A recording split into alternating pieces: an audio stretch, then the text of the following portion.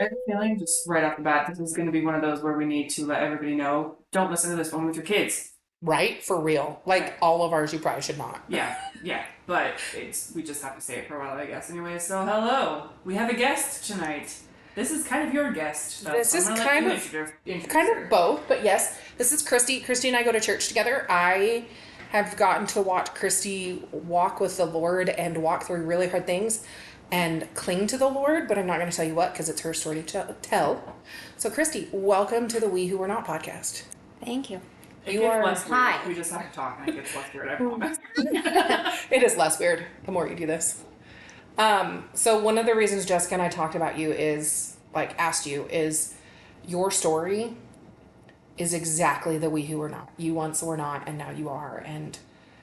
And so because I keep alluding to your story, give us the like elevator who's Christy and then we'll dive deeper into it after you give us the elevator. By elevator, you mean? The elevator pitch. It's like, hey, the like 2 minutes who Christy. TLDR. The too long don't read. Here's who Christy is. Okay, so I am like ex-drug dealer, ex-drug addict, all these things, and You then don't know what 3 to 6 is. I don't. No, Yes. Anyway, continue. So I went. Gosh, I don't even know how to do that in an elevator. We'll ask. I can ask questions. Did you grow up in Casper? No, Where'd you grow up? I grew up in Rollins. How old were you when you moved here? 35. I grew up in Rollins. I moved to Cheyenne. I was kind of traveling to deal drugs. So I was between. Yeah. Okay, so I was traveling to deal drugs, so I was between Cheyenne and Rollins, and then I went to prison, got out of prison, came here because I didn't know anybody and I wanted to be successful. Tell us a little bit about your childhood. My childhood was, it wasn't always difficult. I know that my mom loves me. I have grandparents that love me dearly, and so, but a lot of the times my mom was either going to school or she was working nights, and so I grew up with my grandparents. My childhood was pretty difficult because my mom is a lesbian, and back in the 80s, 90s, that was not something that was largely okay like Right. it is now. Right. So I got made fun of a lot because my mom was gay, even though it really didn't have nothing to do with me, and because I had curly hair. Who would have thought? Yeah. Kids are This is mean. pretty small, isn't it? It's super small. Yeah. Yeah. So you said drugs already. Tell us about that. When did you start? How did you get into it? What was your first choice? So I started using marijuana when I was 14, maybe 13, just dabbling in there. Didn't have anything else to do really. Yeah. So I was a stoner kid. And my mom was always like, just not there. She was, maybe she could have been home, but she was in her bedroom, you know what I mean? So she wasn't really present. And so I just did whatever I wanted. I ended up going to WBI when I was 14. Is there one in Rollins or did you come here? I came here via ambulance because I kicked out the back window of my sister's car on the way there. So via ambulance, came to WBI for marijuana use. And that was when I was 14. Got out of there. What a silly reason to put. Oh, yes, it was awesome. Yeah. I was thinking the same thing. Like, what a weird reason. Well, so let me just, okay, here's the deal. My mom wasn't really present. Like, she would always be like from work into her bedroom. Like, so she wasn't present or actively in my life, so I was doing whatever I wanted. But then there was weird times when she would randomly call the cops on me for walking my dog, and so I got, it was just really weird. And so all of a sudden she wanted to show up and be mom and say, she took me to the ER. I passed the drug test. Sent me to WBI anyways. I was pissed. I didn't want, That's fine. didn't want to go. Kicked out the back window of my sister's car. So then I ended up getting transferred from Rollins to Casper at 14, strapped to an ambulance with the sheriff's Oh department. my god. It's terrible. Nobody ever brought me my schoolwork, so I got behind in school because I was there a month and a half maybe. I already told you guys that wasn't a great experience anyways. But then I tried meth very briefly at 17 years old. I hated it. What happened between WBI and meth? Okay. So so when I got back to Rollins, I moved out. I was couch surfing. I was living with my best friend Amanda. She loves me, Cheryl. It's fine. I was Okay. like, that's a good thing. We're not talking bad things about her. So it was, and a lot of my story, like I've already told this a bunch of times, but I was always at their house. So her dad is my dad, you know what I mean? And so they're very great people. So I ended up getting into sports a little bit, and I kind of did better. I got my first job when I was 14, started bussing tables, you know, at Square Shooters, and so I was doing okay while I wasn't there. My grandparents, because a lot of my childhood I did live with my grandparents. They ended up moving to Colorado, and so I was just my mom's house wasn't a good fit for me. We just didn't get along. My friend's house was a great fit for me. At 15, 16, 17, I was with my child's dad. 17 years old, I got introduced to meth for the first time. And at this point, like, I'm going to school, I'm working, doing all the things just Were on you my still smoking? weed. Yeah. Not really. That was more like ironically, I never really threw my life away for weed. You know? So that was kind of like a here and there kind of thing at this point. In high school, it was kind of a little bit different, but it was here and there. 17, I was introduced to meth for the first time. Hated it. I was so against meth. I hated it. I didn't like the way it made me feel. I just didn't like that I was up for a week and I couldn't sleep, and then I felt like I was going crazy, and I chewed on a straw for like days straight, and my inside of my cheek was just tore up. It was terrible. Can I pick at that experience a little bit? Yeah. So tell me, what was going on? Were you, why did you decide to do it? Somebody close to me kind of forced me to try it. Were you like at a party, or were you just like hanging out? I was at a friend's house and they were doing it in the bathroom.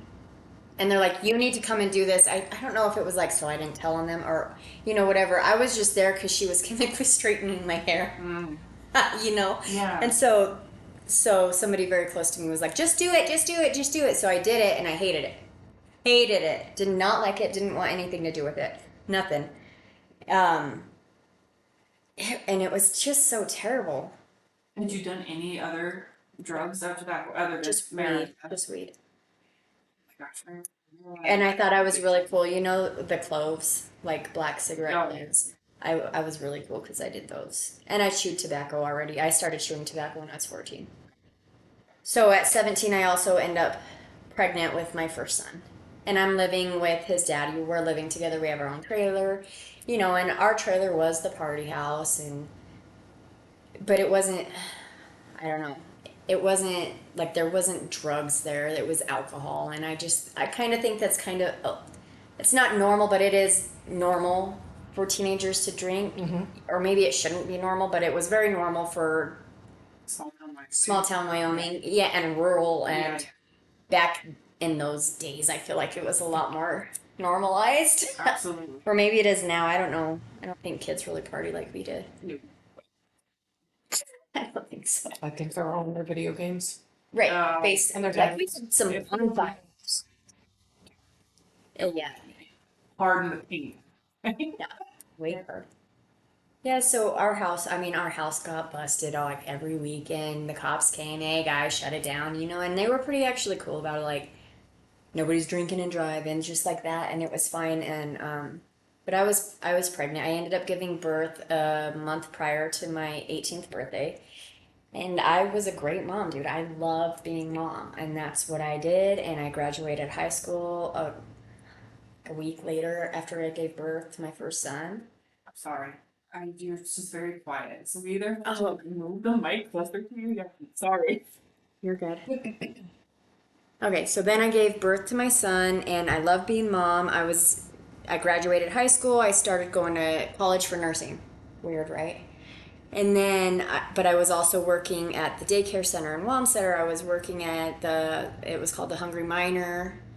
And I was working at a truck stop Loves in Wamsutter as well. So I'm working 3 jobs. I got this baby, and I'm going to school.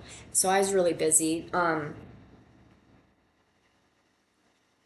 everything was great. Me and my son's dad ended up, I had another son.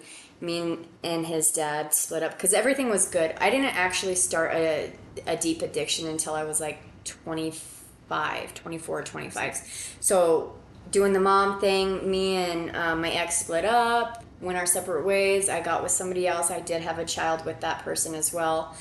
And that was kind of a crazy situation too, but that's a different story for a different time. So my youngest son was about 2, and he went with his grandma on the weekends out in Hannah. Because me and my ex, our 2 older boys, like we had an agreement where, a custody agreement, because we just co-parented very well together even after we broke up. So he picked him up from school Thursday and dropped him off Monday at school. I picked him up Monday and had him and dropped him off Thursday. So it was very equal. Everything was great. However, after work, I got it to where my schedule, I was working those 4 days and then off with my kids. It made sense. And so my youngest went to his grandma on the weekend, or on those same days, in Hannah. So after work every day, I would be at the partying. So Thursday, Friday, Saturday, Sunday, I am at the bar, and I'm not just drinking a couple drinks. I'm drinking to get wasted. Right. So that goes on for, I would say, 2 years. And just nonstop, every Thursday through Sunday. Who gets loaded on Sunday? This girl. And one day I was out with my friends, and we were at the Hole in the Wall, and somebody introduced me to cocaine in the bathroom. And I realized, oh, wow, I could stay out and drink longer if I just do some coke, right. And I don't know what it was about the coke, but I was instantly addicted. I like it almost gives you like a fake confidence. I guess I could say fake confidence. You're just heightened levels of, I would assume, dopamine is what it releases, like so much dopamine, and you feel good. But I liked it because I could stay out and party longer without being wasted. Right. So it would kind of balance me out. I remembered, like a week into the coke is very expensive as opposed to meth. So I remembered that time when I was 17 years old and I tried meth. And so that's when I was like, okay, well, I do know some people in town that do meth. And so I hit them up and got some dope from them. And that's a wrap on that. I was instantly addicted to meth. Like, instantly. And I hated it. I hated it so much when I was younger. I just never thought that would happen to me. And people don't wake up and just be like, I'm going to be a meth head today. And I didn't start doing meth until I was 26 years old. And it wasn't very long until everything you work so hard for, it's ripped out from under you, and it doesn't take long. Shortly after that, my children were taken away from me, and I just lost all hope of living. I didn't want to live anymore. And I've never been one that had thoughts of suicide or wanted to die by suicide. There was one time I was driving back from Cheyenne to Rollins to go to a DFS meeting, and there's this turn by Elk Mountain, and I just wanted to go straight and just go off the cliff, but I didn't. But that was the only thought like that I ever had. Was that prior to meth, you said? No, this was, I had already lost my children, so I was going to a meeting for them. I don't know why I could not get my life together enough for my children at that point to stop using. And so I think the most selfish thing I've ever done as a human being is cause my children to grieve a parent that's not dead. And that's hard for them. I imagine that's very difficult for any child. So then I leave Rollins, and I'm in Cheyenne at this point. I just left. I lost my apartment, my kids, my car, everything. It's so fast. Your job, everything that you work so hard for, it's gone. And I stopped talking to people like my best friend growing up, and I just stopped. You stop talking to people because you're starting to talk to these other people that benefit your use, is what it is. Right. And so I get introduced to all these people in Cheyenne, and I can't sit here and honestly say that they're bad people. They were just not. Addicts. Yeah. Yeah. But I don't know where I was going with that. Anyways, 7 years of this cycle of addiction and all this stuff, in and out of jail for possession, hopelessness, seeing things. There really aren't children listening. Well, if I hope not. Okay. This. So some of the things, like just some of the, so I guess this is a good illustration of why I know that Jesus is real 100%, because I have seen Satan at work. Not just in my life, but in the lives of others. I walk into this trap house, and this is in Cheyenne. I walk into this trap house, and this girl is like on her knees in front of everybody just to get like a tiny bit of heroin. Like, yeah, it was so bad. Death, there's lots of death involved in that, homelessness, all the things. And when you're homeless and addicted, people look at you like you're garbage. Yeah. And they just devalue you as a human being. So after all this addiction and going on the run and being arrested, my house, I met my ex and we moved back to Rollins together at some point. And my house was raided, I want to say in 2019, right around the start of COVID. And the relationship I was in, he had got method-induced schizophrenia, so it was a very toxic relationship. One time, he had lost several family members, but he had been up for like 19 days straight. Oh my goodness. And he used by injection, and I was asleep. We had a waterbed. I was asleep. I wake up to him, and he's standing over, like one leg on each side of my shoulder, standing over me with a samurai sword, and he's like, I know you have him inside of there. And I'm like, who? I'm like, first of all, don't wake me up. Why are you waking me up right now? But also, like, who? Who's in where? He thought I had somebody hidden inside of the waterbed, like where the water's at. And so I'm a smartass, and I was just like, cut him out. He can't breathe. I ended up getting stabbed 13 times. Oh my gosh.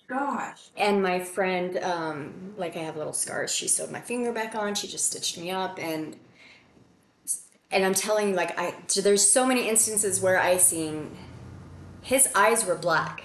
There was no color. There was no white. It was black. His eyes were black. And later on, he told me that it was like he was watching from like above in the corner. He was watching himself do that to me. It was the craziest thing. Anyways, so I'm in Rollins, and I'm with this person, and it's just super toxic. I'm not good for him. He's not good for me. We're both like at our lowest points in life, in the worst addiction, and my house got raided.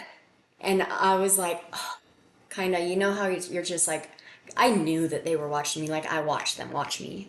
I'm not. I know this is coming, and so like the anticipation of when it is actually going to happen, it was kind of like, finally.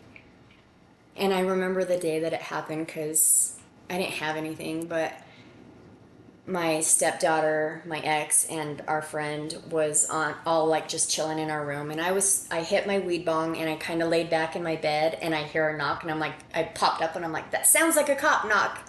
And my stepdaughter was like, I'll go check, all happy, and she runs, locks the little chain, like the little dangle chain lock, comes running back, cops, lots of cops. And all I kept saying was like, please don't shoot my dog, because I knew this was coming. Like, it's a wrap on that. I knew it was coming. So that was when we got raided, and I sat in jail, thankfully, for a good 6 to 8 months that time. because of COVID, I was released on house arrest. However, they didn't have the little ankle things to actually put on me. So I left. Yeah. I went to Cheyenne. My sister actually, the reason I went to Cheyenne, and I did try to call the district attorney and stuff, but they were not trying to work with me. My sister had found out that she got a brain tumor, and so I left to go be with her. Wasn't doing good. I just picked up right where I left off. Yeah. It was not good. And then, so I felt like it just, I don't know. I left again. I went on the run. I went on the run to Idaho Falls. And I'm in Idaho Falls for quite some time. I'm no longer selling drugs at this point. I am still using, but I was working at Chili's over there, and I was just, kind of, but mentally I had no hope left for my future. Like, that's where, you're just hopeless, lifeless, kind of just going through the motions every day. And that's where I was at. And I just felt like I was going to die, not maybe necessarily from drug overdose or anything like that, but like from depression. Mm-hmm. I was that low mentally. And so I prayed for the first time sincerely, because of course us addicts were like, God, if you just get me out of this one, but those aren't actual sincere prayers, not to me. Mm-hmm. But I prayed for the first time, and I was like, God, I'm not going to live. I need you to intervene. I don't care how you intervene. I don't know what that looks like. I'm going to die. And I was okay with it. A week later, I was arrested.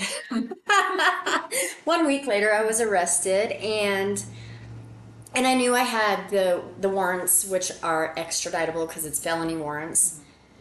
So I knew I had the warrants in Wyoming, but the cop that arrested me, he's like, why did you try to give me a fake name? Because I tried to give him my sister's name, did not know her social. Did not work. And I said, well, because I know I'm going to prison for a long time. And he said, all right. And so he's taken me to jail, but he pulled over and he got out of the car. He opened the back door of the car, uncuffed me, prayed with me, recuffed me, took me to jail. But before entering the jail, he let me use his personal cell phone to make one phone call. I mean, and that was just Jesus confirming that he answered a prayer through this officer. There has never been an officer in my life that has ever uncuffed me to pray with me. Ever. Yeah. But yeah. It was remarkable. Maybe I should find my arrest report from there just so I could just be like, thank you, sir. Like, thank you. And so then I was like, okay, this is going to be the turning point. This is it. But it wasn't the last time I used, because I got drugs in that jail. And I brought the drugs back to the jail in Wyoming. That was the last time I used. So December 23rd, it'll be 5 years since my last use. But so I got extradited back to Wyoming. I sat another about 6 months, and it took about 4 months for the feeling of when you're getting high, there's a feeling of like the first thing you want to do when you wake up, you want to get high so that you can get your day started. And that's like, I guess it's much like people that smoke cigarettes, maybe that's the first thing they want to do. It becomes a habit. Yeah. Yeah. And it almost feels like, oh, I can't get out of bed. So it took do it with coffee.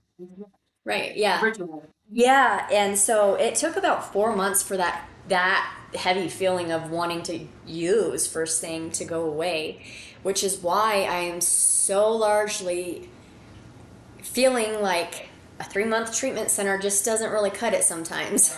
Yeah. You need at least 6 months to really start to be able to think straight again, I feel. So I'm in there, and the DA, she is just not going to let me get out on bond to go to treatment. So, and this is like, I deserved it. Because I ran. I deserved it. She's like, she's a runner, just saying. Yeah. So I actually had to pay $100 bond, which, mind you, I've been sitting in jail, and I'm not the kind, I did not have anybody putting money on my books. I did not have, my family is not talking to me at this moment. I think my mom wrote me one letter while I was in jail, and she's just like, I love you, but you need to do this. Yeah. And she's right. So one of my old using friends ended up paying the $100 for me to go to treatment, ironically, and I'm very grateful for that. He got his money back because I showed back up, but so I get out, I go to treatment for, I think it was like 92 days in Sheridan. Great place. I know that place. I love that place. I, for the first time in my life, I turned myself back into jail for sentencing, and I'm just like, God, whatever the outcome of my sentencing be, because I'm looking at either 5 years probation or 4 to 6 in prison, and I got prison. And I truly believe with everything, and that a couple of the deputies there, they're like, we've never seen somebody get sentenced to prison that has successfully completed treatment, especially somebody that has never like been in this circumstance Right, before. right. Like I've had like petty possession charges and stuff like that, just in and out like that, but I never had felony charges before this. Right. And I was like, you know what, I'm actually okay with it, because while I've been in jail, like even before treatment, my stepdaughter was arrested with us, and I got put in segregation. So I was 23 and 1. She slid me a Bible and she said, pick up the Bible and read Job. What does that mean? 23. In segregation, so I was only allowed out 1 hour a day because I got in a fight with, I don't actually. So she slid me the Bible. She said, read Job. And so that's my favorite book of the Bible. That was a great book of the Bible. It is a great book of the Bible. And so that was before treatment and stuff. So that's really when I started really diving into scripture, which is great. I mean, I was in that little cell for Right. you really gotta, it's a different type of mental battle when you're You just, have to occupy. yeah, and what better way to occupy yourself than with the Word of God, Right. who I wholeheartedly know saved my life, and used that officer to confirm that. But another person that I'm really grateful for is the detective that kicked in my door that day. Because it started there, and I might not have gotten sober then and stuff like that, but it kind of gave me that little separation from some of those people. So it kind of started there. And so she is a huge part of my recovery and my journey in my life. So I'm reading scripture, and it took like 4 months of sitting in county again. So I did most of my prison sentence sitting in county waiting to get transferred to prison because COVID was so. So then I get to prison, worst situation of my life. It's it's just gross, and I'll tell you guys not right now. Fair. That's fine. Yeah, it's the whole. That little situation alone is why I will never go back to prison. Not for drugs, maybe Bibles, but not drugs. Yeah, Bibles, I am totally down to smuggle. So then in prison, I was like, all right, I'm going to actually take this time to, let's do this. Let's just start working on yourself. So I went to work. I read scripture every morning. I had a girl that went to prison. We picked her up in Douglas, and we went to prison together. We're reading each other's scripture every single morning. We both worked in the kitchen together, and so it was a great friendship. Every single day we read scripture together. I went to church while I was in prison, but I learned a little bit more about myself and why I was the way that I was, and I know that there's some things that I can't take back or anything like that, but I don't blame myself as much. I don't hold the shame that I held before. And well, that's Jesus too. Takes our shame. That's Jesus. And then when I got out, so I was going in front of the parole board, and I'm like, oh my gosh, where am I going to go? Am I going to go back to Rollins? Because that's a terrible choice for me. Like, I'm going to not be successful there. And so it was so nerve-wracking, and I was like, Mom, can I come to your house? And she had custody of my sister's children. Well, she still does, but and so she's like, no, it's too traumatizing for the children to have parole up in there and doing all the things because they got taken away as well. So that's too traumatizing. And I'm like, what am I going to do? And then that's when I heard about this program here in Casper, and I applied and I got accepted in. And I didn't know about this program until my cellmate in prison, one of my cellmates, told me about it. And here I am in Casper, and I stayed a year in that program. After I got arrested and stuff and got out of prison, I told myself, well, you're not going to start chewing again because we're going to get our teeth fixed. So I started having these goals, like just little attainable goals. And that's really what was the game changer. But I also had awesome parole officer. You got to have somebody that's going to hold you accountable, but also empower you and strengthen you at the same time. And so I was very fortunate that my parole officer was having me pee in a cup every week until I proved to her that I was doing good. And that took 2 months. And then it went to like monthly meetings, and I think that's super huge in setting people up for success. Then I was going to church, of course, with this program. It's Christian program, so we're going to church every weekend. So I just continue to grow in my walk with Jesus, and Jesus really, really, really met me where I was, and I don't know anybody else that could have met me where I was except for Jesus, except Satan. Yeah. Satan really met me where I was too, and he drugged me even further down. But Jesus met me where I was and lifted me up. So I guess that's the huge game changer there. Like Satan will pull you down, Jesus will pull you up. Yeah. And life has been better. So I'm in this program for a year. I got myself a car. I'm doing good. I'm going to school full time. And then I get in this relationship with somebody, and they introduce me to...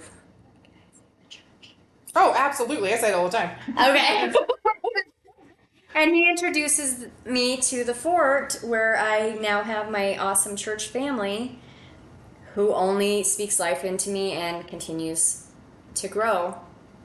But also, this relationship didn't pan out. It was very toxic, very terrible, but it showed me how insecure I still was, how I did not know who I was in Christ yet. And so when this relationship fell apart 2 months prior to our wedding, I was headed to the liquor store, but the church was on the way to the liquor store. And so I stopped there and ugly cried in front of Stephen and Pastor Jim. Oh, no. Yeah, I came back that night. It started during the day. Yep. And I accidentally interrupted her ugly crying to introduce my brother to my friend from Texas that day. Yep. She still asks about you, by the way. And I'd love to get to know that you were doing amazing. My eyelashes were falling off in front of Stephen and Mr. Jim too. I was like, and they're like, do you want to get back with him? Nope. Okay, well, let's do this. And like, we got to figure out what we want to do. That probably doesn't sound good. It's fine. We make loud noises all the time. And so I didn't really have, I had the church to lean on. I had people to lean on. But it was really an internal thing that I needed to work on. And so I started reading Psalms. I love the Psalms. When you're going through a hard, I don't know yet. I don't know that I can. It's okay. But it depends on the season. It depends on the season that you're going through. That's true. It does. And so I really started to kind of navigate, who am I in Christ? What does this mean? Why am I so insecure that I will tolerate things that I don't deserve, that nobody deserves to be treated poorly or less than? And so what is it in me that I need to heal and to look at? And I have bad behaviors that I also need to heal and look at, so that doesn't reflect out onto other people that don't deserve it. And so I really just leaned into scripture. I leaned into scripture so much that there's been maybe a handful of days that I have not picked up my Bible and read it in the morning since that breakup. And God just continues to bless me. So after the breakup, I have to find a place to live now because I just moved in with this person, And one of my friends, Butch, he said, love that. He said, okay, we're going to hopefully get his wife on the podcast one day. Oh, she'll be great. I know. He said, what's your budget? And I said, well, half of the bills that I was paying over there, it was about $600. Not even 2 weeks later, he sends me this house. It's $600, all utilities included. It's Oh one my bedroom goodness. house.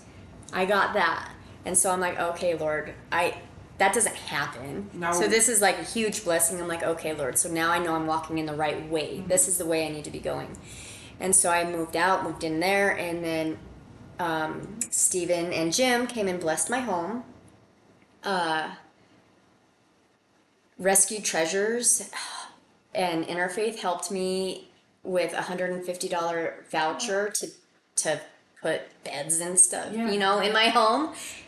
And gosh, I've been like 10 toes in for the Lord ever since. I love our church. I love working with the youth, but I love the fact that now I get to pour into the other women Yeah. who are like me at my job, because now I'm the program manager and for the program that I went through. Before we get all the way into that, I want to rewind just a little bit. Well, Mhm. a little bit. All the way back to childhood. Not about the drug stuff, but about Jesus. Did you go to church when you were little? Like, what is your past with faith? So my mom was lesbian, and so that was really frowned upon. So you know church. No church. In high school, that best friend that I had, that I slept on her couch a lot, she introduced me to youth group.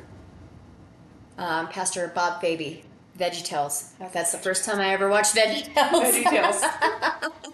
And so there was a little bit there, like there was like little seeds planted along the way. Because of your mom, did you harbor resentment against Christianity at all? Or, like, what did you know of it?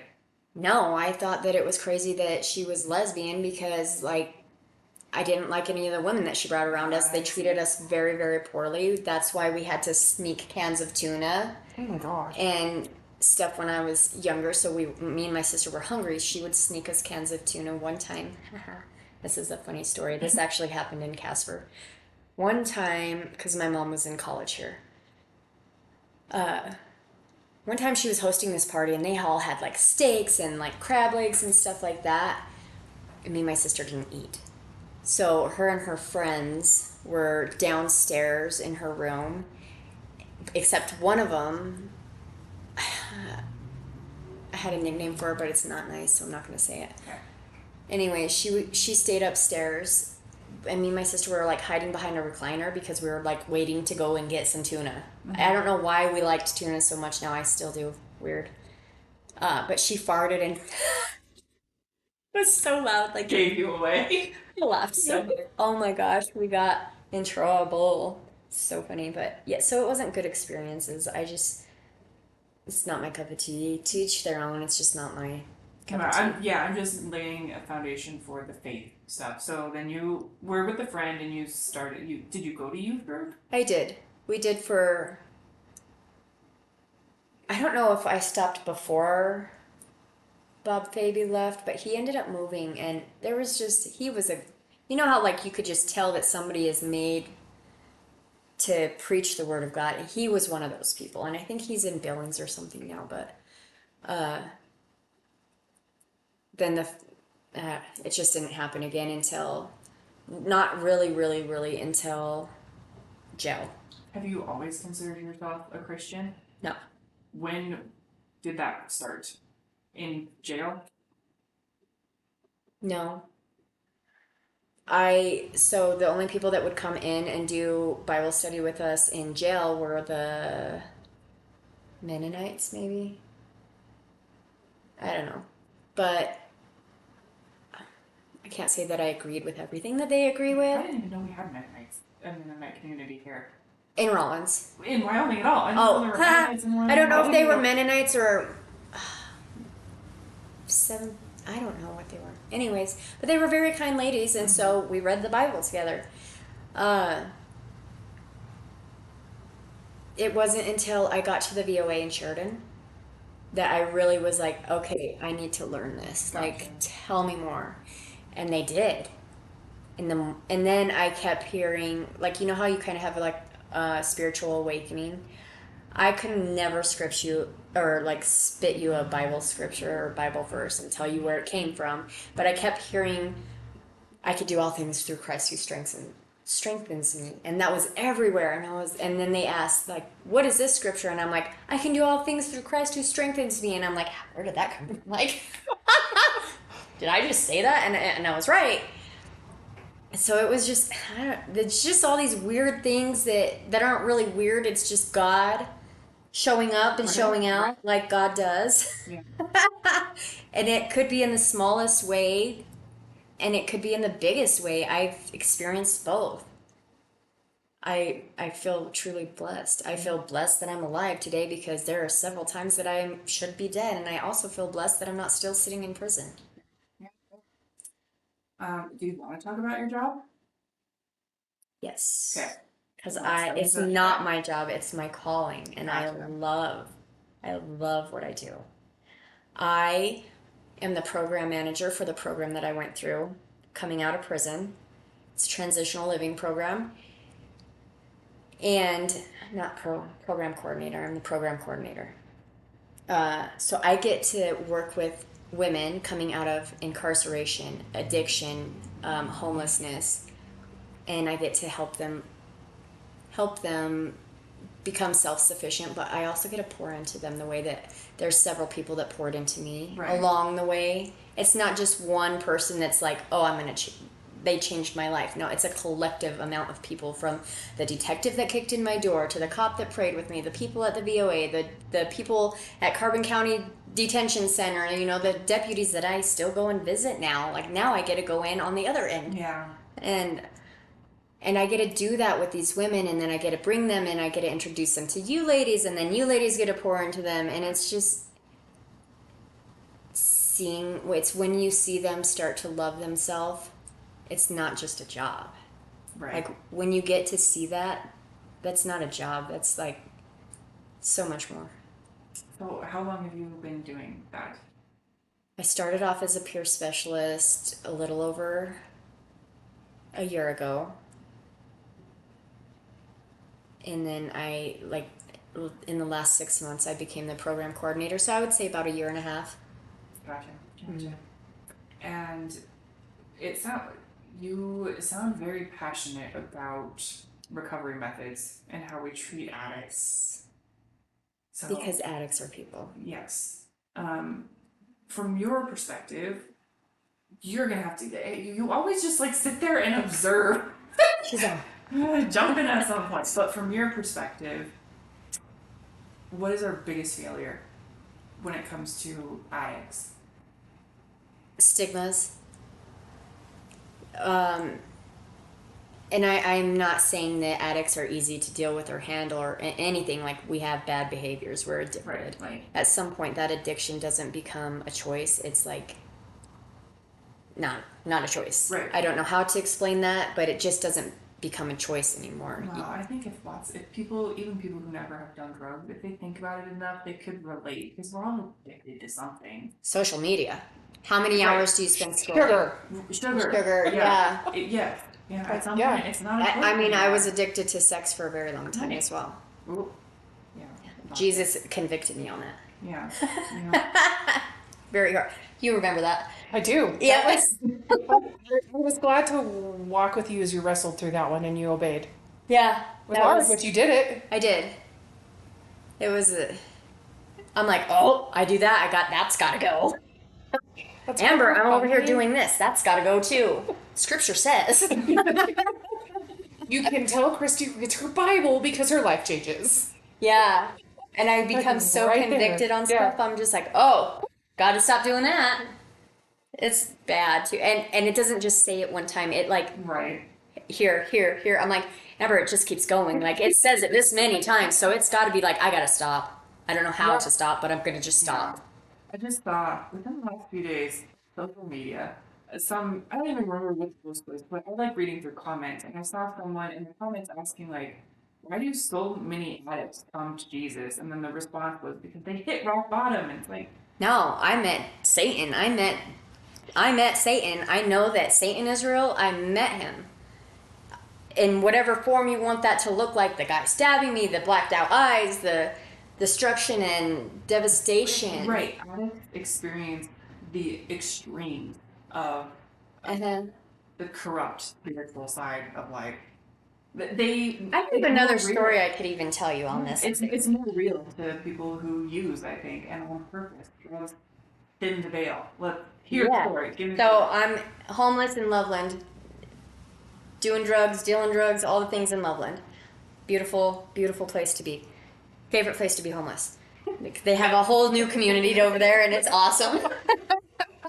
You're gonna And be a lot homeless. of Go a to lot of Loveland. those people, like, they choose to be homeless because they don't want to live by Right. society's rules. They have the best stories. I'm telling you, you guys got to I meet a went homeless to person. I went to downtown Denver and worked with homeless, and they said the same thing. They just are sick of the way society is. Yep. Ironically, a lot of them are addicted or have mental disabilities or, hardships. Anyways, I'm at this place they called the farm. They actually ended up having to bulldoze it down and condemn it because they were hydrovacuuming some of the pipes and it was filled with syringes. So it was clogging the sewer for the city. That's how bad this place Oh was. my gosh. So they call it the farm. And my brother-in-law had just gotten arrested, and he tells his girlfriend at the time, he's like, just take care of her, make sure she's good. And she's like, yeah, I'll just take her to the farm with me, da-da-da. So we end up picking up some other girl from out of jail, and she's like, you want to stop by my storage shed? I'm like, sure. She's like, I got some crack in there. And I'm like, okay. So I'm on crack. Now I'm on crack and I'm on meth at this time, and I'm like, I didn't do a whole lot of crack at that point. I'm on Was it crack. expensive? Well, No, cocaine is expensive. I thought don't crack think and cocaine were the same thing. it's like wrapped up coke. Okay, so kind of, but Anyways, yeah. Where it was just weird. The whole night was a different night. They take me to the farm, and you got to drive like a quarter mile or something, like down to where, like, you go in through the gates, you go in, the house is there, it's surrounded by property. The owner of this place, him and his grandfather or father built the house way back when. The guy was really old. Anyways, we pull up, and I'm like unloading this suitcase and helping this girl, and we're all cracked out, literally.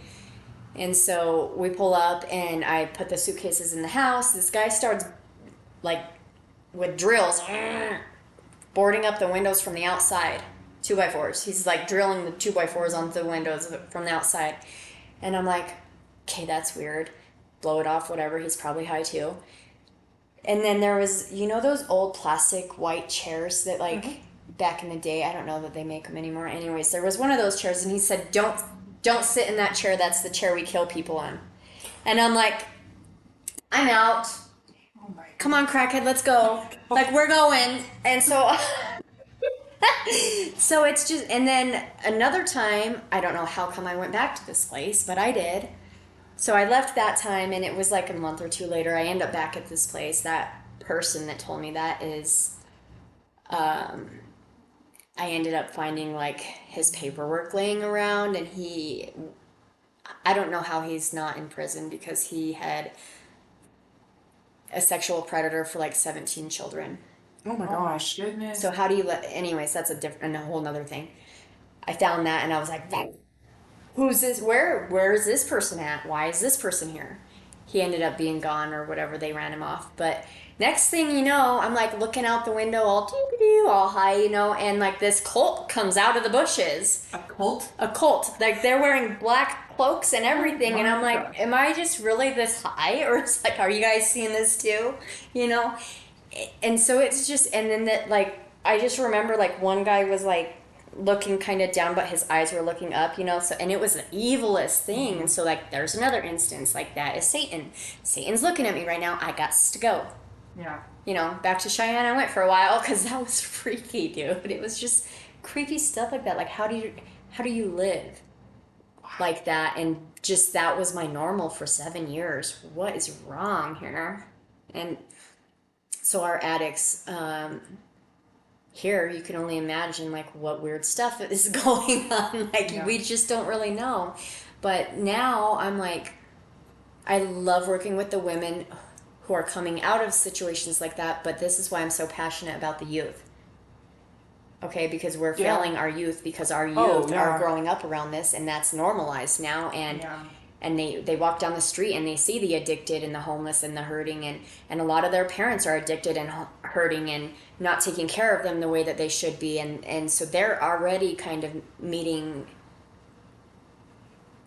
Satan in their own way. You know what I mean? These kids, they're just kids.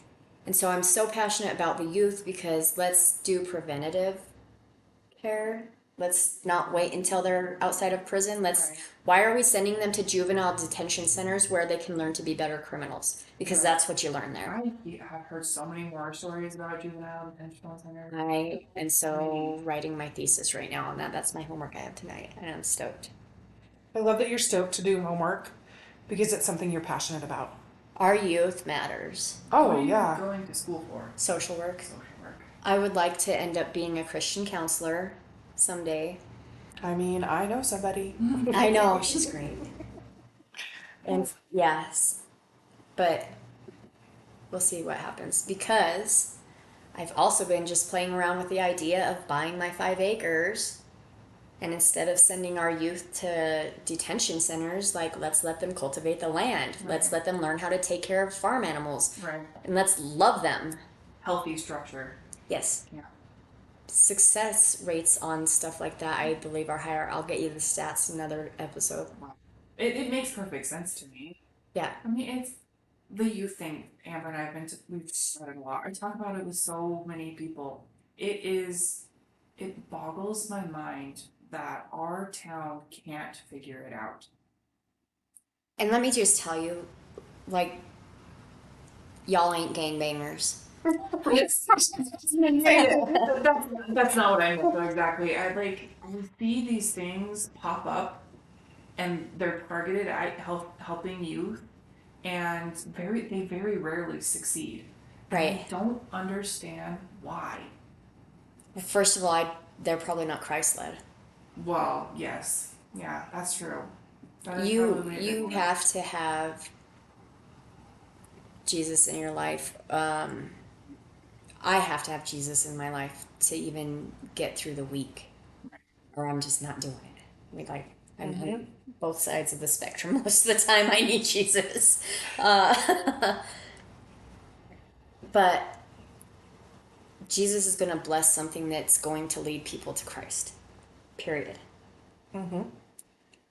That's going to give kids hope for their future. That's going to show kids what true love is, because Jesus is love. So which is why I love our church so much, because we are very focused on loving Jesus, loving our youth, and showing our youth Jesus, or you know what I mean, like helping guide them. But I also think that people have this idea, and their intentions are good. I really do think that their intentions are good, but you got to like make a solid plan and have the stamina and the willingness to actually execute that out. And there's so many different aspects of what that looks like. That's why I'm like super glad about this assignment, because later on in life I will write my thesis for my bachelor's degree on this. But I also want it to become like 10 years down the road a reality. Like, I want a youth farm. I don't know that I would call it a youth farm, you know. I want a farm where the youth can come and learn, you know, like, and maybe like have a dorm style farm. Like, okay, well, this group is going to cook breakfast. We're up at 4:00, 4:30 in the morning because we have land to cultivate. We have animals to feed. We have all these things. We could come back and we can, you know, do a Bible study at the house, or, you know, and just be like a family unit, because family is a large part of where these youths are falling through the cracks. They don't have that family unit or that support or that love. But the land that we cultivate, I would love for the food and the crops to be given back to the food banks that are suffering right now. Right. And what greater joy for the kids than to be able to say, like, look how many families we fed this year, you guys. You know. Oh, absolutely. And then animals naturally are like therapeutic.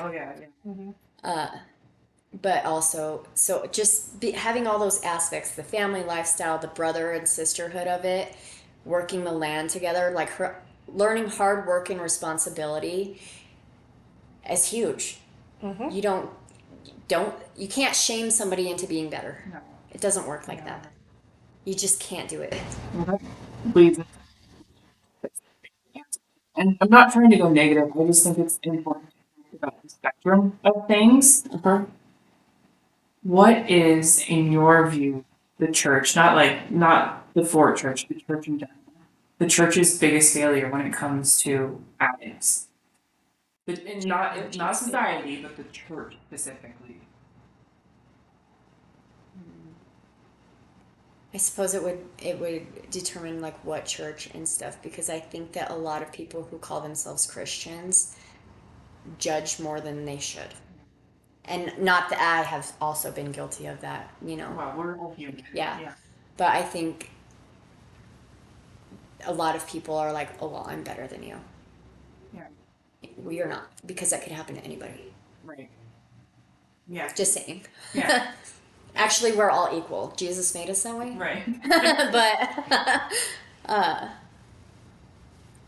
But I think judgment and lack of understanding is a huge failure. Yeah, I agree with you for sure. I think that ties into, as the resident I grew up in church, you went to church to be portray this perfection. So you could have a drug dealer, a child molester, and someone who was just to say, "Oh, mom, I'm just fine," all in the same church. But because the portrayal was perfection, you wouldn't know, and that is still prevalent in most churches today. Not ours. We're the island of Praise misfit God. toys, Yeah, and we all dumpster walk fire. in with our stuff out there. Now, do we tell everybody in the church? No, but do we have our trusted people? Absolutely. But like, you look across our church and you can see Jesus, because we are all so vastly different and we don't come in perfect. But I think that plays into it is, as someone who grew up in the church, you have to have your perfect or shiny portrayed, because if somebody knows you're struggling, you haven't had enough time with Jesus. You are not good enough. And the church culture in the 90s and early 2000s was, oh, just pray about it, just get more Jesus. And that's still there in churches today that have not actually seen like, oh, hey, maybe it isn't just pray about it, like with addiction and depression and all of those things. And so there's not willingness to understand. Well, it's time to get real. Yeah. Oh, absolutely. If anybody comes into church and says like, everything's great, I'm just perfect, and then you're a liar. Yeah. You do need to pray. You do need to be here, because you're lying to yourself. Like, it's time to get real, and it's time to stop putting stigmas on things. I don't care what that looks like.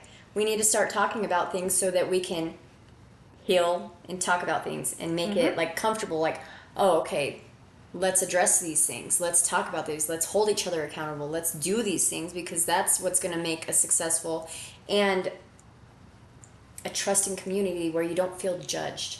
And that's another part of our church.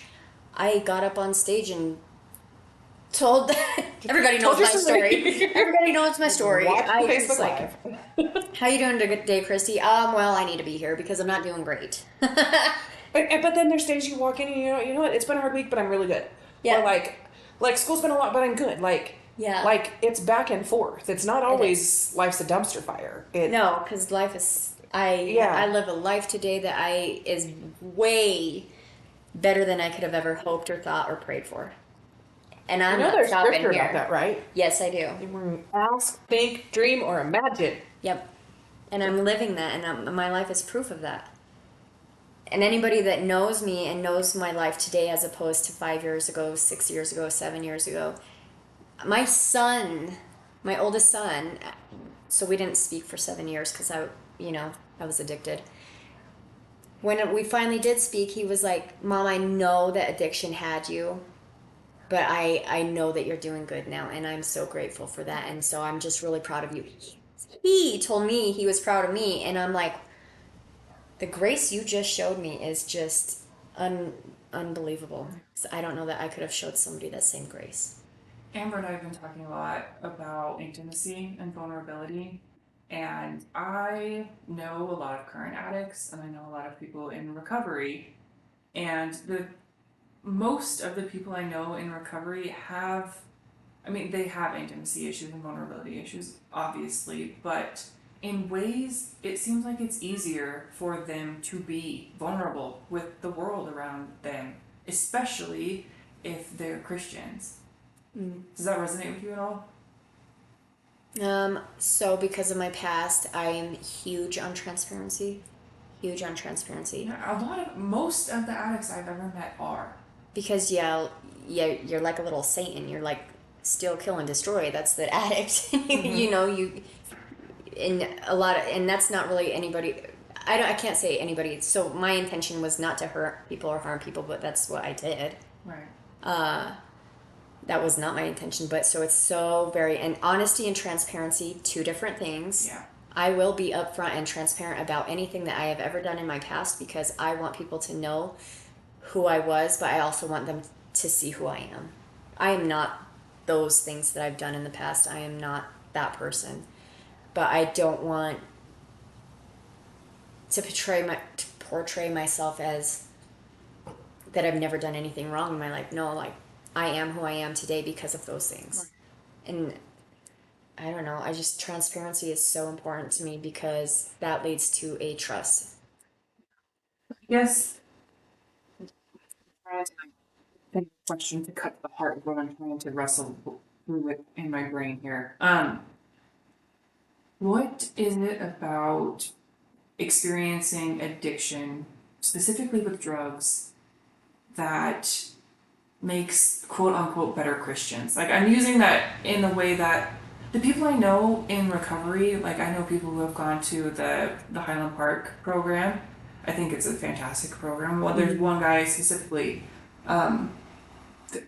he's faithful. Addicts that are clean now through Christ are faithful, and they're some of the most faithful people I've ever met. We all met the devil. I don't know how else, like, that's the realest answer I can give because we all met the devil. Is that a thing that you guys talk about? I say you guys like you're a different species, but I don't know. I can't speak for everybody. I think it is talked about. I don't know about, but I think that we've been so low. You have to have a hope if you're going to be successful. You have to lean on the Lord and you have to give over control because guess what? I am very powerless. yeah. I'm powerless in so many ways, and when all you have is the strength of the Lord, because we as humans are going to fail each other. So I don't know. I don't really know. I just know that for me, it's because I met the devil.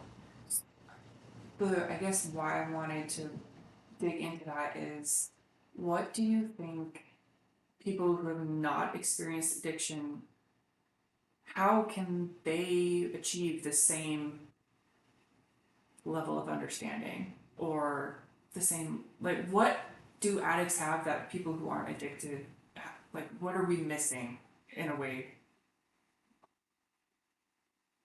Probably a felony. I know, I'm just kidding.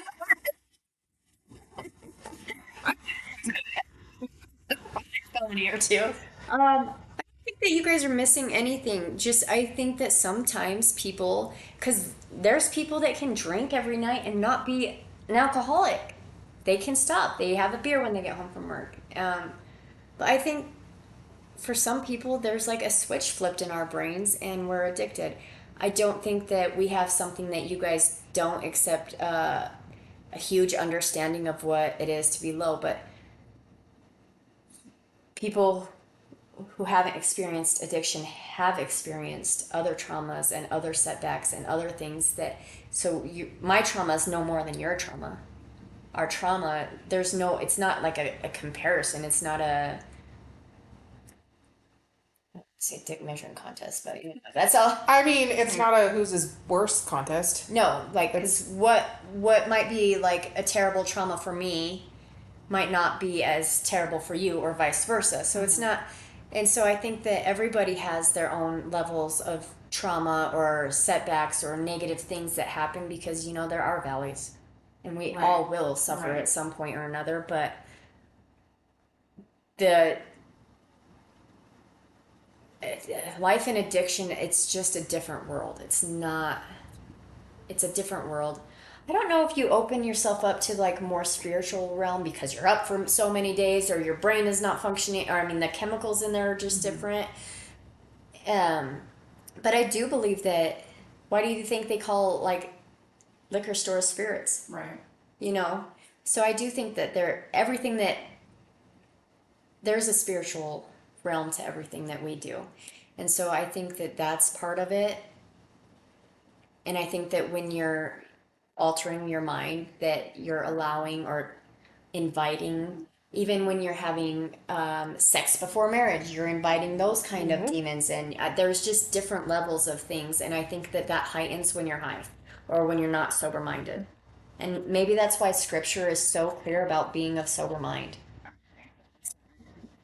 And just because you wear a suit and tie does not mean you don't go home and beat your wife or drink every night. That does not mean that you're a happy person. Right. You know what I mean? So I think that, I don't know if there's like a clear line, but because I think that everybody has their something, and Oh yeah.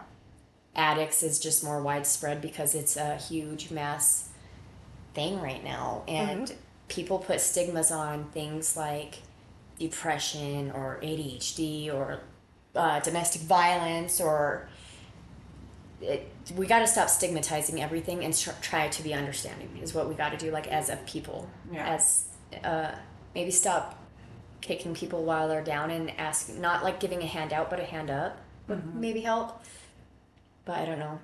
So I see you have your Bible open. I'm going to ask one more question. I'm going to let Amber get into it while I'm on this train of thought. When I talk to people, I've got this metaphor in my head that I collect puzzle pieces from people. Like everybody has something that I don't. And when I look at people who have experienced drug addiction as opposed to people who haven't experienced drug addiction, what is a puzzle piece that you would give to someone who hasn't experienced drug addiction? I might have to think on that for a minute. Okay. What do you got over there, Amber? So, when you were asking Christy about like what is different about their relationship and like why is it, and she keeps saying rock bottom and like we've met the devil, the story that comes to mind, if you get my weekly email, if you're part of our women's ministry, you do. I talked to this week about the woman, or 2 or 3 weeks ago, about the woman with the issue of blood. It was 12 years of her life where she was considered unclean or unfit is the more literal definition. So she couldn't be around anybody of Jewish, nothing. And so she got to this point of desperation. So my brain is going issue of blood, addiction. Both are diseases that take a miracle to heal. And she literally crawled on her hands and knees in a group of people, just believing that if she touched the hem of his garment, he would heal her. And that sounds like your prayer was, I don't know what you need to do, God, but do something. Yeah. You like reached out for the hem of his garment. And I think that is what it is like what my brain is processing is you are so deep in addiction, when you finally reach out for that garment, it is a miracle. And that's why it seems like addicts, their lives are so much more outspoken and loud for Jesus, and they're so on fire because they got the miracle, as to where people who grew up in the church, we just know it, and we've not necessarily, like, I would guess for the most part, if you grew up in the church, you have not experienced that moment unless you have had to reach for the hem of his garment for something. And that might be that difference is like, and I don't want people to have to experience rock bottom. I don't want people to have to be laying in bed bawling their eyes out because their marriage is ending and the abuse is too much and you can't do it anymore, and you're literally waking up to your husband watching porn. Like, I don't want people to experience addiction to get to that point, but I know that we can all have that if we choose to just reach for the hem of his garment. Well, and I guess that's why I'm asking, is because if a person can be really honest with themselves, we're all addicts. We're all addicted to something. We are all putting something above God. And drug addiction and sex addiction probably are the two that are the most extreme, in that they alter your brain the most, and they affect your spirit the most obviously. But I think social media has now become like a top tier on that one. Social media, music, Food. food. Like, we're all addicted to something. So if we can glean that little puzzle piece from this that you could give to someone who Reach for isn't- the hem, anyways. reach for them anyway. Yeah. Crawl. Yes. Crawl to the hem of his garment. Even if you don't think you need to. Like, Yeah, it's You need what did to. Jim You say? need He to. was like, "Let's not wait until disaster happens to pray. Let's not wait yeah. until that happens. Like, let's just start reaching for the hem. Let's Like, just start yeah. doing those things, yeah. believing." And I believe, and I am full of faith that God shows up. God has showed up for me every single time. Every single time He has showed up. Can I tell you a story that's kind of related but unrelated Yeah. about God showing up? So, I can totally out this because I got permission today. My boss, who also happens to be my best friend, a week and a half ago, I actually already told the story once. Sorry, Sarah. She's been on the podcast. It's fine. Told me that she was struggling with tithing and told me that she hadn't tithed since May. Well, because I work for her, it affects my livelihood. We lost 5 clients, 3 of them mine. Okay, 3 of them mine. She tithed. The 7th, 8th is when the money hit her account. She tithed. We signed 2 clients today because she reached for the hem of his garment and obeyed. I'm like, just reach out and obey and trust him. Like, it's terrifying when you don't know where your bills are going to get paid. I get it. Like, I get it. But, like, reach out and trust and just trust that God's going to do it and obey him anyways. He'll do it. Can we just talk about the program not being full until at full max capacity, and how long have we been praying about that? And now you have a wait list. Boom. We have a wait list. Yeah. Because God is faithful. Yeah. When you're obedient, he's faithful.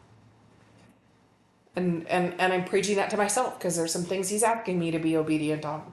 Same, girl. It's a whole thing every day. And It's a whole day. I think No. that's how it is until Yeah. we're not in this place what did you say anymore. about this silver thing and the reflecting his image? And Amber shared with me a TikTok of someone talking about the process of refining silver. The silversmith has to put the silver into the hottest part of the fire, and they have to watch it constantly. You can't take your eyes off of it. And they know it's done when they can see their reflection in it. Oh, perfect. God is the silversmith. This place is the fire, and we're the silver.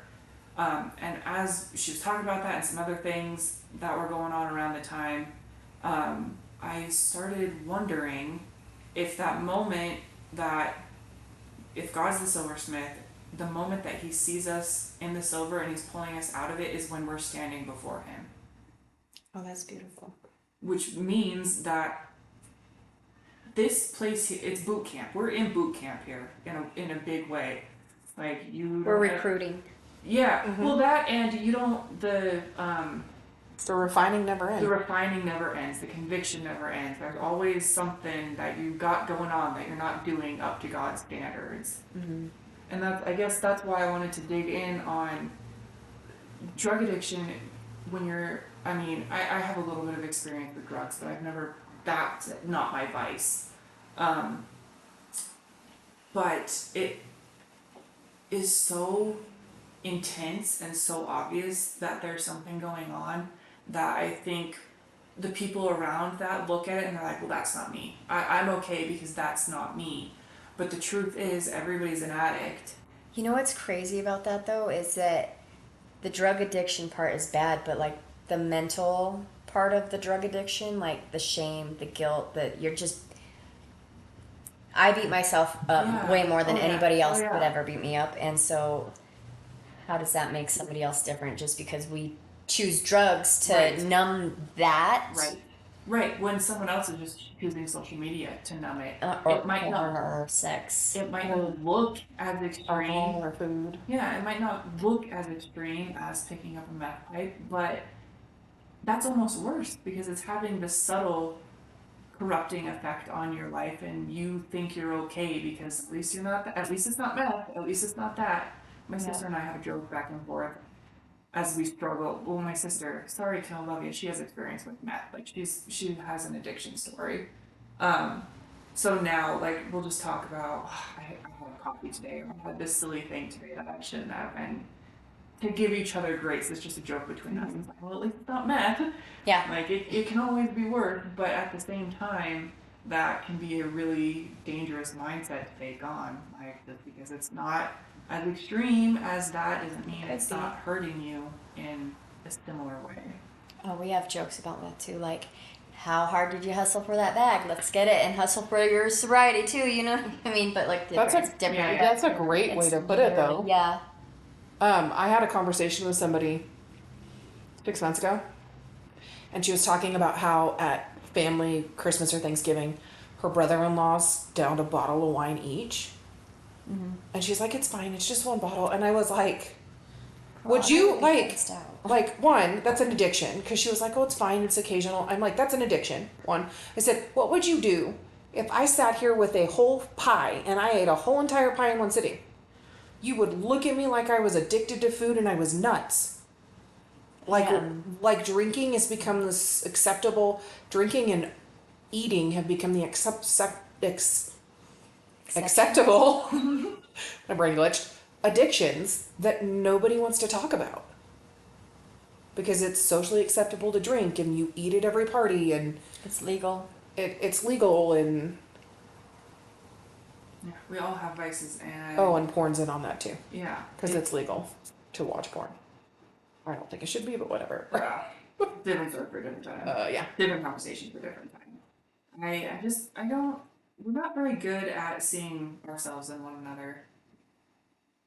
I'm better at it now, but It's a work in progress for me. actually, it's more like when I'm working with the women, I'm like, oh, that was me at one point, so I need to address this right now. Like what we were talking about kind of earlier with the one, accepting being treated, not even breadcrumbing, just no, let's nip that in the butt right now. Like we need to do better. And we need to do better for each other. Yeah. Yes, I think that is something that is unique about a relationship with Christ is that it's easier for you to look at someone else and see yourself reflected. We can all be like, oh, they share that good quality with me, but we're not so good at being like, oh, okay, that thing that they're doing that I'm not a super fan of, I do it too. Like, we just like turn away from that. So when I'm like addressing, because I think it needs to be addressed. If you see a bad habit or like a mistake, I'm always like, look, I'm just talking about this with you because I see myself in you. I know what you're going through because I was you at one point. So I'm not like being judgy, but like, don't do this to yourself. You are so much better than this and this. So those are the types of way that, but you got to call it out too. Because if we keep just sweeping it under, I don't want to deal with that. Amber and I were just having this conversation before you came over. Different in a different way, but the exact same Yeah. thing. No, we got to start holding each other accountable because when you guys hold me accountable, that's because you're holding me accountable out of love. Absolutely. So if you weren't holding me accountable or doing those things, that's not love. That's not loving one another, and we are called to love each other. So we need to start talking about things. We need to start holding each other accountable. You don't even have to be a Christian. Like I'm still gonna let's address this. Right. And you don't have to be a dick about it. Right. Oh, absolutely. There is, you. One night at Bible study, we were talking about something, and somebody started talking about somebody else, and I was like, we don't talk about Bruno, to like shut them up because it was turning into gossip, and honestly, gossip's in the Bible a lot. And so like, I'm just going to pick on the Christians. You're addicted to gossiping. Like, Word. It's not like drug addiction, but it is a socially church accepted thing that we're addicted to gossiping. Everybody likes the tea. I do. Oh, Girl. I don't either. I'm like, I ain't got time for this. I have enough of my own problems. Bye. like I literally will now and I said it yesterday. I was like, if we start gossiping, I'm going to sing about Bruno. And everybody was like, I'm like, no, I'm not joking. Good. I'm going to be funny about it. But like, I'm not doing this. I also ended prayer gossip. It's index cards. Like we write our prayer requests on index cards, pass them out, and each person gets one person's prayer request. Okay, well I have a question for both of you on the topic of gossip.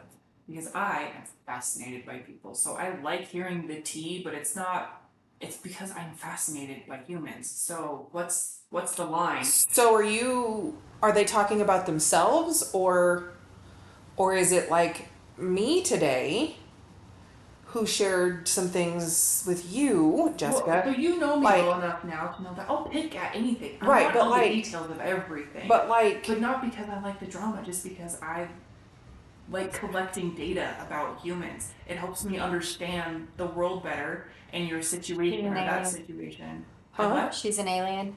Just kidding. I'm just kidding. Just kidding. I'm collecting data about you humans. Take you back to my spaceship. Just kidding. I'm just joking. I'm totally kidding. For him to say it's all right. I've embraced I mean, it. it's like understanding why people think the way they think too. Yes, that's alien is not a bad term there. it's. My sister jokes all the time. She's like, you should have went into psychology. I think that allowing somebody Jessica, to you still belittle could. somebody behind their back is the firm. Like, I'm not gonna let somebody belittle. Yeah. If you allow somebody to belittle somebody behind their back, I actually I think could it's be- more than that, though. it is a little bit, but because like I was talking about the situation with one of the people about what she's accepting. I don't feel like that's gossip. I'm just, I don't know. You were asking a question that way. So here is mine. I'm just throwing out there. If everyone at church has not figured this out yet, here is your big blaring stop it. Don't come to me and talk about Stephen and Sarah. I don't care what it's about. Don't. When Stephen and Sarah went to tell me, that's my brother and sister-in-law, what they have going on in their life, they will. Like, there were several people who saw them after they had their baby and happened to see them around a doctor's appointment, and I'm somehow not in the loop on the mom group chat and all the doctor's updates. I don't know. And so they came to me on a Sunday morning and started telling me, and I went, no, stop. Don't talk to me about Stephen and Sarah. Mm-hmm. When Sarah and Stephen are ready to share, they will share with me. They shared with you. That's fantastic. I'm glad. Glad you got the update. I'll find out. Not worried about it. And you're kind of taking the joy away from them being able to right. share that So with you. Like he was born the day after my birthday, yeah. And we were making these keychains. We were celebrating my birthday. I knew he was being born. They're all talking about like, how do we help her? Does she want a meal train? Maybe we need to pray the baby turns, because it's all stuff she'd said to them. Literally, like Jessica said, I looked like a rabid squirrel because I was sorting through stickers to not say a thing, like at all.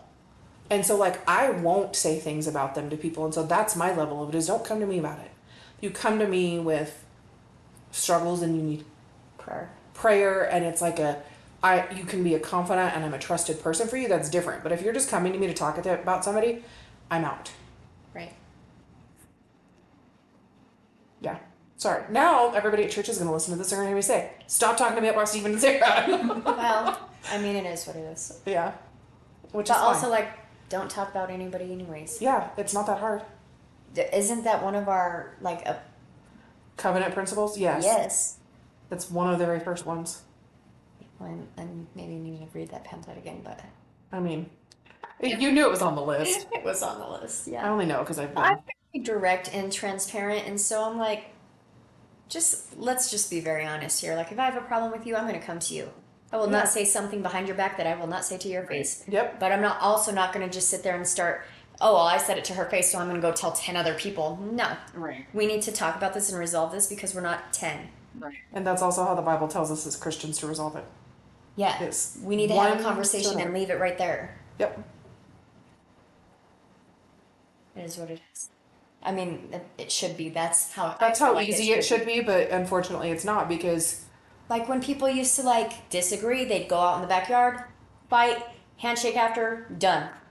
Resolved. We should bring that back. Somebody needs to bring something back, because also the kids need spanked. No, I know, like child abuse. We had this conversation. Oh, okay. Well, I'm just reiterating. I had no idea that you guys recorded that, by the way. But gentle parenting is for the birds.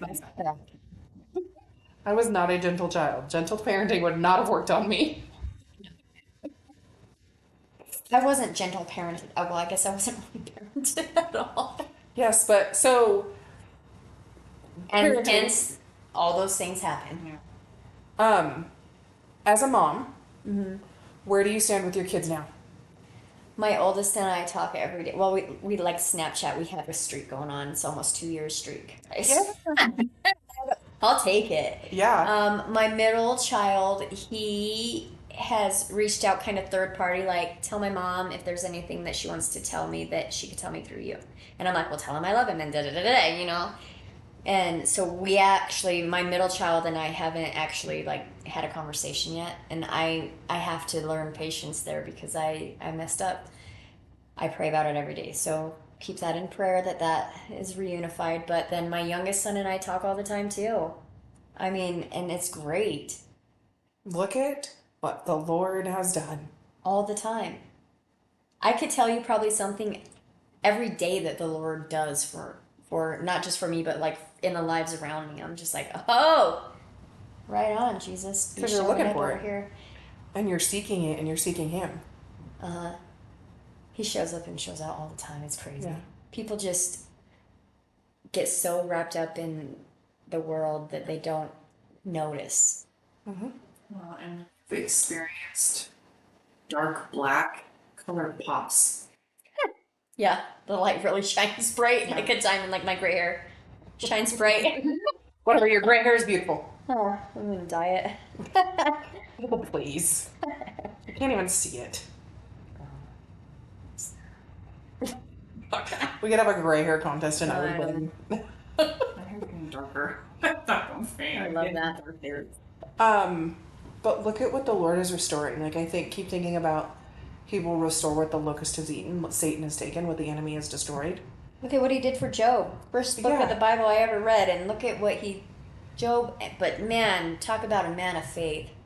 Oh, yeah. I pray I could be that faithful. Okay, so just because this podcast is not just for Christians, we're not going to assume anybody knows what's going on with Job. Would you please share your version of the story of Job? I'll just break it down elevator status. Alright. Job is a man that Satan had came to God, or was it God? Either way, God allowed Satan to test Job. Job lost his wife, his children, they died. Not his wife, but his kids died. Yeah. And then he got like blisters and sores and all these things, and he never once cursed the Lord, never once faltered in his faith. And people came up to him and said, you know, just curse God. Why aren't you cursing God? And he's like, no. And so at the end of this testing period, or these things that Satan was throwing at him, he continued in his faith for God, and God gave him back tenfold of what he lost. And it's just a remarkable story of faith. And when you are faith, even in trials, God is also faithful. God is the most faithful, and I stand on that. My life is my life is that in real time. Yeah. So I just stand on that. No more questions? I am processing now. Okay, so I have a funny question for you. What is the most biblical vegetable? Out of the Veggie Tales. It doesn't have to be on VeggieTales. Okay, my answer was Larry Boy, so. Oh, you like that save? I do. Shoot. I'm proud of you. Yeah, that was great. What was the forbidden fruit? That's the most biblical tree of life fruit. Oh, I'm so glad there's no visual, right? the tree of the knowledge of good and evil, the fruit on that tree? Yeah, that's the most biblical fruit Okay. right there. That's a good answer. It's the one. This has brought up way more interesting answers than I thought it was going to. I know, it's fantastic. Because we've had onion, like Shrek, because God has layers. Have you seen Shrek? Yeah, I've seen Shrek, but I'm just thinking, like, man, onions make me cry. Jesus, that's too. Figs. Was it? Yeah, figs and olives because of the fig tree and the olive tree in the New Testament. I mean, those are I great. think maybe that isn't registered now. I might have to go find Shrek. Oh, it asked at the end, so I might have to go listen to it. What was Sarah's? I don't remember what Sarah's was. Maybe we should Yours write is a these down. potato. Mine is a potato. Potato party. You can throw them in the back of the. You should go to Idaho Falls, because, I mean, that's like the potato state, you know what I'm You saying? can Like, throw them in the back of the car and they'll keep bringing it. Party. Yeah. It's just a funny question. Oh, I win. I think this one. The last guest we had has listened to every episode, and he knew the questions, and so he just spouted off the answers. Oh, are these the same questions every time? Yeah. We've got 2 questions on that. That's cool. You What's know, the other yours. So the other one is, I'm gonna paint a picture for you. Walking downtown, you turn a Of corner. Casper? Yeah, yes. Any downtown you want with Casper, sure. Casper. You turn in down to the street to the metro. You turn and you see a wormhole in front of you. Do you go through? No. Face. Yeah. It was about like mine. Yeah. Unless we're smuggling Bibles. Great way. Wormhole to the country and back. I know, yeah, that's You can never get caught. Have That'd you be ever great. seen Rick and Morty? Yes. I mean, do you know where they go? Well, that's what inspired this. Actually, no, I've been asking people for longer than that. And it's even less about people's answer and more about how they come to whatever answer they come to. I'm gonna send you this thing if I could find it, and it's like there's like a little puddle, and this little thing goes in it. And he's like, and it's like it's a representation of addiction. He's like, I'm just gonna go I around the have puddle. seen that. I watched Yeah, that that video little so many birdie. times. Yeah, so that's what I thought of when you said a wormhole. I'm like, I ain't going in that wormhole. I've been in that wormhole. We ain't going there again. So I wondered if that was going to be your answer. I bet she said no because she's already been in that wormhole. Yeah, You don't know what's on the other side of I it. don't know, but if you ever find that, then send it to I Amber. want to. It's a really good one. It's like an illustration of addiction. Like he's like, and then like he ends up being like all worn down, and that's when it no longer is a choice. Yeah. That is the visual. Let's find it and we post it the Yeah. day before this one comes I out. watched it and I, like I said, I have experimented with drugs. But other than that, really, it wasn't my vice. But I watched it and I related it to my life. Oh, yeah, that's it. Yeah, but that's what I thought of when I was at the wormhole. I ain't going down the wormhole. We've been down that wormhole. That's Going right. back. You know what's on the other side of it? I'm not going in there. I know I got eternity now with Jesus. I don't need to go through the damn hole. Oh, like I already been in the wormhole. We ain't going in the wormhole now. I don't need to chance. Room full of no's. It's pretty even. It's pretty 50-50. I mean, I'll try almost anything like 3 times except for like heroin and fentanyl. I've never done that, but you know what I mean, just to make sure. But I'm not trying the wormhole, and I'm not trying. Actually, I won't try a lot of stuff nowadays because I'm. Because you were Disciplined. healing and you're disciplined. You were choosing to obey God. Dude, I'll try almost anything. I mean, we do have those jalapeno poppers over there. Oh, yeah. Stoked. They haven't even been eaten yet. We took them out right before we started recording. Okay, so the coffee, the Red Bull, the tired, it's all colliding. That too. Everybody has a touch of the spectrum. Do you have any questions that you want to ask us? No. Do Okay. you have anything else you want to talk about? Yes. Okay. Do it. Let's start not judging people and let's start helping people. Let's stop being a part of the problem and be a part of the solution. Do you have advice on how you can do that? Don't walk by somebody and just say hi to somebody. Compliment each other. Be kind.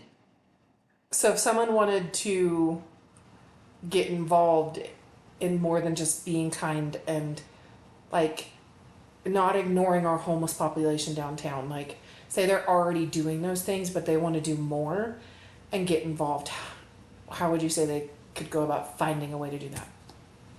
Go down to 1224 Club. See if Jeremy has anything that you guys can help out with. The Thrive Together initiative. Go in and minister to the people in the jails. I mean, there's so many ways that people could just be helpful. Hand out bottles of water. It's hot outside. Well, now it's getting kind of cold. So we should hand out hot Gloves. tea. Gloves and Hats. You know, that just something. There's always something that we can be doing as a community. There's always something. We do outreach at the Salvation Army. I don't know if it's the first and third week or Friday of the week. We do community resources. It might be the second and fourth. I'll have to double check on that. I get them confused. That's fine. Before this post, I'll reach out to you so it goes in the show notes and then on the Facebook post.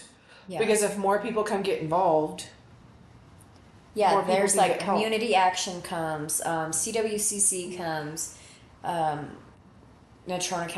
County Health and Trust is always involved in the community. The Boys and Girls Club, like, just get involved.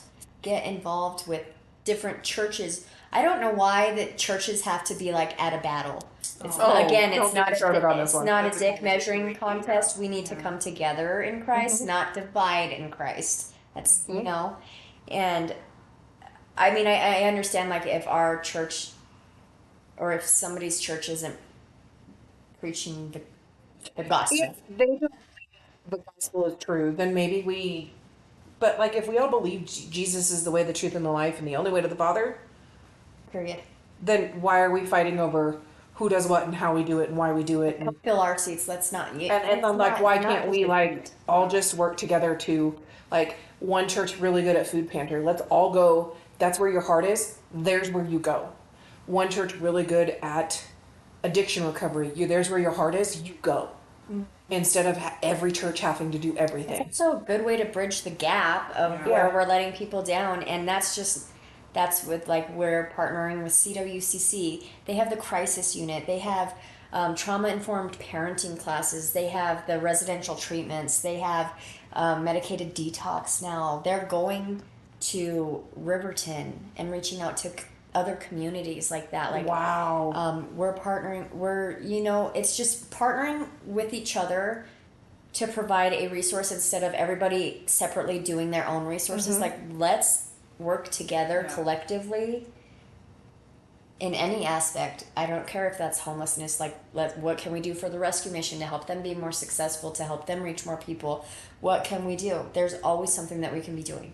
Who is at the forefront right now for the youth? DC and Steven. legitimately, that's not a wrong statement. Because No.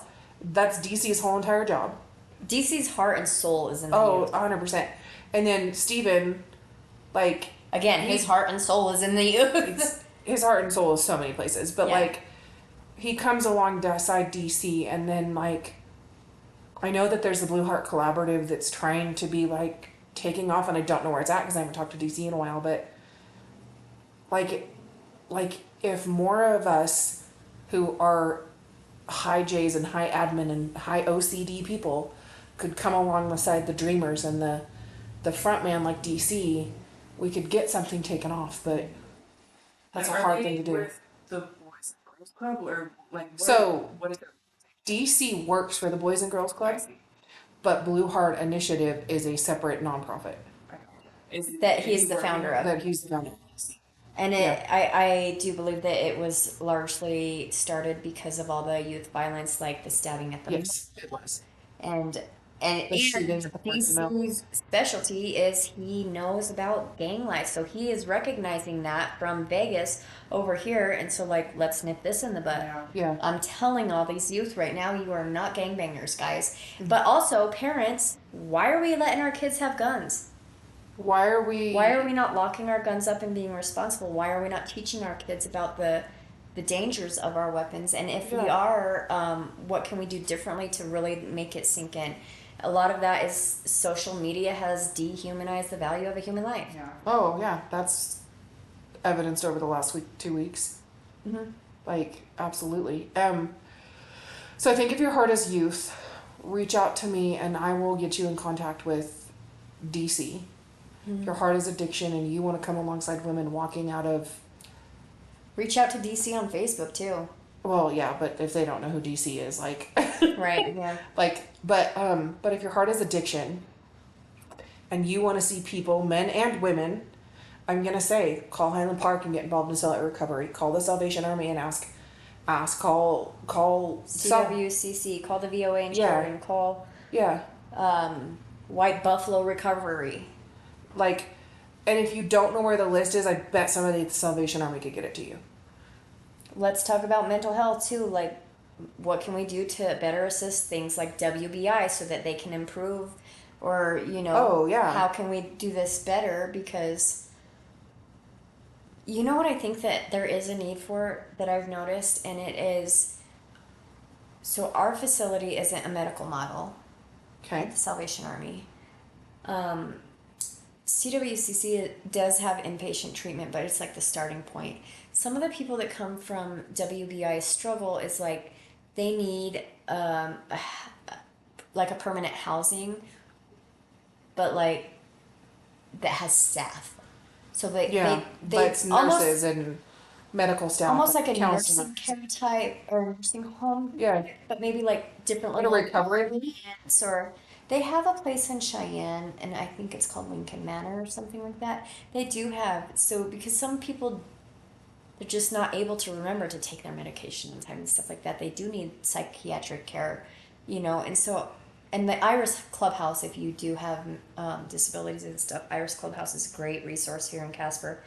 But I think that if we talked about maybe, and this isn't my forte, I'm not the one for this job, but creating a housing opportunity for people that need that extra cushion, that support, that for mental. They need that, and that has that community where they're safe. They don't necessarily deserve to be in like a psychiatric Right. hospital, but they do deserve to have a comfortable place to live they call their own. Right, be and that safe. keeps them safe, but they still have the freedom to go be human beings Right. out in the world. But they have someone reminding them to take their meds, Accountability. making sure they eat, making sure their mental health is taken I care think of. that would be a game changer in our community. Oh, I 100% agree. I Instead just don't of- know how to start it. So, But- Lord, let's pray about that one. Yeah, for sure. That would be a game changer because a lot of people they need that, but nobody has that here, and so they either get sent back on the streets or to a place that can't give them the help that they need, or they can't assist them the way that they deserve. First of all, Oh, they yeah. are so deserving of getting the help that they do need, and so that sucks because they just fall right through the gaps, and that's when homelessness, addiction, and stuff just spirals. So maybe that's something that the community can talk about too, or people can be praying about that for sure. Then that need is a huge need, and that's there. I'm not sure if Life Steps is kind of like that, but I don't think so. I don't think so. I think that's more of a Like help you get on your feet after, like yeah. You either lose your job or tragic or like a single mom thing. Yeah. And that's a great program too for Yeah. people struggling, but it's I think some of the previous participants have gone from our program to them. It's kind of that's awesome. That's way awesome. Jessica, do you have anything else? This coffee didn't do what I needed it to do. I hope you sleep tonight. I'm over here working on something, and they're over there giggling. Well, you should have it just memorized by now. I don't. Work on it at the end of it. I don't. I forgot I needed to pull it up, and I updated my phone, so it wasn't in the right spot. I promised Christy we would be done before 10. that's my oldest and my youngest. They're so cute. I'm so glad that God is restoring that. For sure. I think about it a lot for you, that's being restored in your life. You know what else? Like my relationship with my mom. And she's been hitting me up about Jesus. That's When Amber's she face accepts right now. Jesus, sorry, I'm trying not to squeal very loud. yeah, she really We need to have a party when she accepts Jesus. Like squeal across the town, hear each other from across town. I'm urging her stop and so I love that she's been sending me stuff about Jesus, but a lot of it is on whatever X is that Twitter? I don't know. Yeah. Okay, and so a lot of it's like conspiracy theories on Jesus' return, and I'm like, Mom, read Revelations. You want to know about Jesus? Read the Bible. Right. Stop listening to The that social media preachers. and just read the Bible. Yeah. Get you a good Bible that is clear in a way that you can understand. Ask Holy Spirit to fill you with the knowledge and understanding.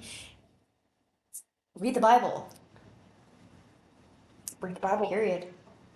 Read the Bible. You find really random stories in there. Oh, Read the Book yeah. of Judges. It's rated R. Some of it's funny, even just some of the proverbs. people going back to their own vomit. Some of them crack me up. I'm like, Or oh. like only the wicked run when no one's chasing them. Yeah. It's me when I was high. It's not what I intended to do there. That was funny. I was actually thinking this is why I don't run. I think half the time people were chasing me. Cops, usually. Usually the popo. Just the popo. Okay, I promised her we'd be done before 10 because she has paper due. So I'm going to close this out. I'm glad you're here. This isn't about having the answers. It's about being honest. Because grace doesn't start with those who have it all figured out. It starts with we who are not.